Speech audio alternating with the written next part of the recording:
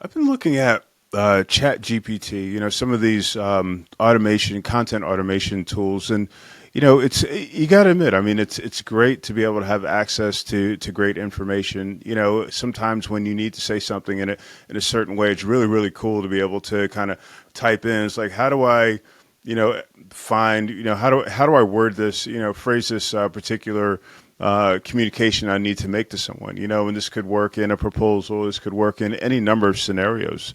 I was talking to a gentleman a couple of weeks ago, and he was talking about the idea that we can use artificial intelligence to help create negotiation scenarios where you might put into your software is like, hey, what do I say if this negotiator says this, or what do I need to go in with, or what should I expect, et cetera, et cetera.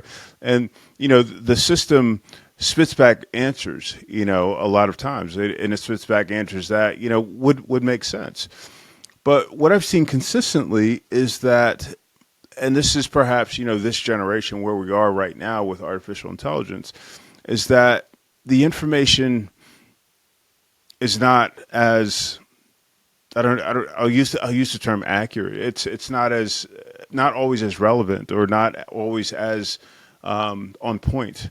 Let's say as some information that something that I may have written. For example, I've seen articles that were written, using artificial intelligence. I've seen articles that were written by humans, on the same topics. And, while the information was written by AI was, very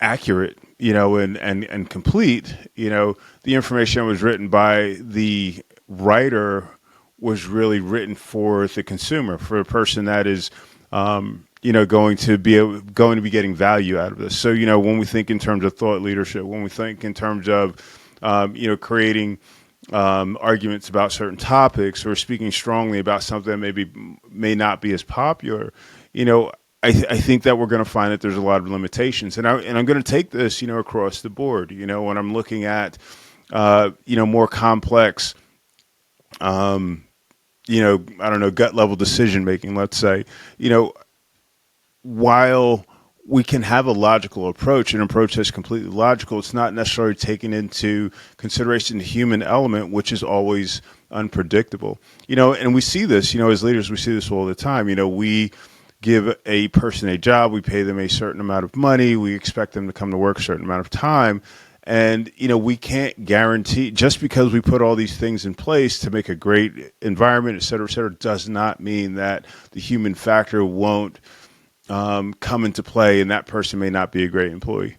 So what I say all that to say, we just need to take into consideration, we just need to think through how much we're taking advantage, of these artificial tools, and not saying not to use them, but saying, think clearly about how and why you're using them, and make sure that the benefit that you're getting from it is truly a benefit and doesn't discredit your organization.